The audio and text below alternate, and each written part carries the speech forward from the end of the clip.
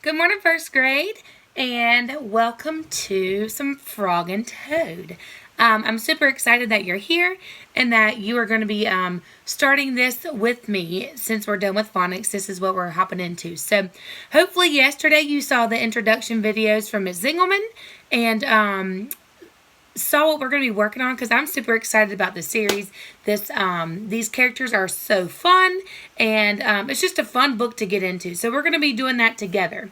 Also, yesterday you should have completed your frog life cycle, and then so you should have colored them and then pasted them in the correct cycle that a frog, how it is born, and the whole cycle of how it turns into a frog. And then on the second page is the rhyme time where you complete the sentences with the words. So you should have done that yesterday. So today we're going to review a little bit about frogs. I know you know a little bit about them. Maybe you know a lot about them because you researched them and maybe these frogs are like your thing. But if you don't, then we're going to talk about some cool words and some vocabulary that would help us understand what frogs are, what types of animals they are, and just to get to know them a little better. That way we have some more background information before we dig into our book, okay? So I'm going to turn you around here, and we're going to talk about some vocabulary that you might hear in our stories or that you might hear on TV, wherever you might learn and talk about frogs, all right? So I'm going to go ahead and turn you around. And first we're going to talk about the word amphibian. Can you say that word? Amphibian. Good. An amphibian is an animal that lives part of its life in water and part of its life on land. So it might start in the water and then it may end up on land, or it can do both. So over here it says, tadpoles breathe underwater with their gills. You might see those in ponds, or something like that. The middle one, frogs breathe with their lungs. So they breathe in the air with their lungs. Salamanders and newts are amphibians too. So a frog is an amphibian. Remember, an amphibian is whenever an animal will live part of its life in water and out of water. So first, a frog starts like a tadpole, and as it grows into an adult, it would live on land. And it might go back into the water too, but it can't live underwater. All right. The next word is camouflage. Everybody say camouflage. Great. All right. Frogs use camouflage to hide from predators. They blend in with their surroundings. So I'm going to come a little closer. There's the green one, and it's camouflaging and blending in with the lily pads on the pond. And this frog is a brown one, and he is blending in with the leaves so no one can see him. So we sometimes animals use camouflage to hide from their predators. Webbed feet. Frogs have skin called webbing between the toes and their back feet. This helps them swim. Ducks have webbed feet too. Webbed foot. That's what it looks like on a frog. See how it has like a skin in between the toes?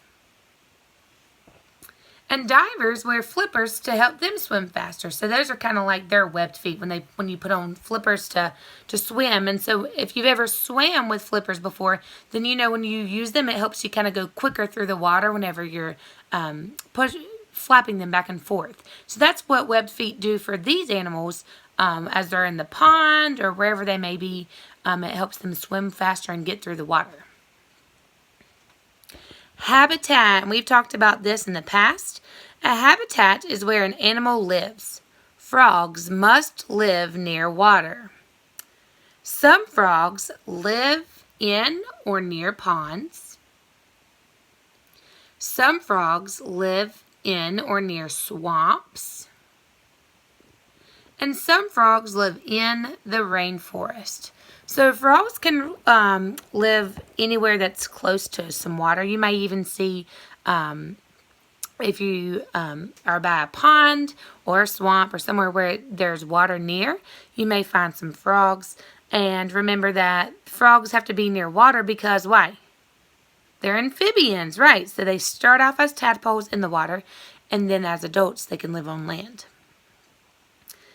The word predator. Everybody say predator. Good. A predator is an animal that eats other animals. Frogs have many predators. Let's come into this one. It says, some snakes eat frogs. Ooh, I don't like snakes. Some birds eat frogs. And foxes and other mammals eat frogs. So a predator is when an animal eats that animal. That's why it's called they're predators. Cold-blooded. Frogs are cold-blooded animals. This means that their body temperature is always about the same as the temperature of the air or water around them. Frogs bask in the sun to warm up. They go in the water to cool down. Reptiles and fish are cold-blooded too.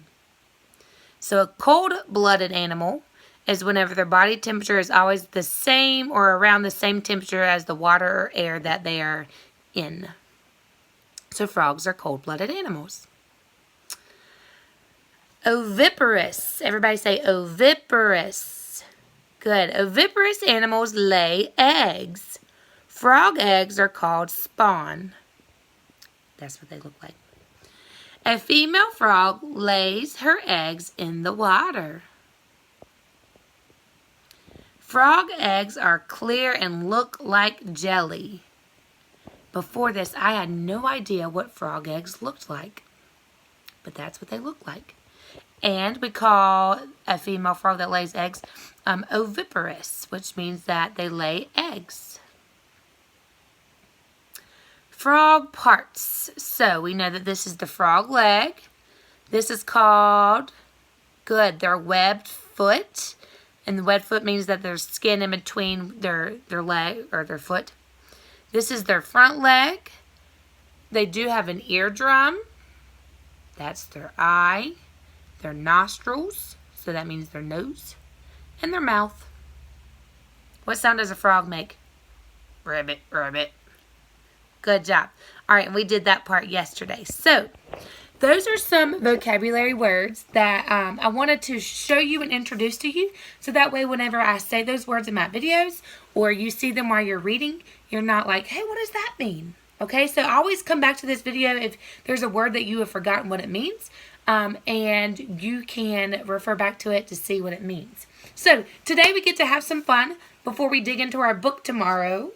And you get to make a craft. And you know we love crafts, right? So today, because yesterday you did your frog life cycle this way on paper. Today you get to make a frog craft with its life cycle. So this fun little guy, you should have a packet that looks like this. All right, and it has all the parts and pieces for you to put together this fun little frog. So you've got the mouth and his eyes. This is what it should look like, and you should have this paper too. And then you have to put the wheel in order and attach it with the with either glue, or actually don't glue it down because then you can't spin it, with a brass fastener, however you want to put it together. But I want you to go ahead and put your frog life cycle wheel together.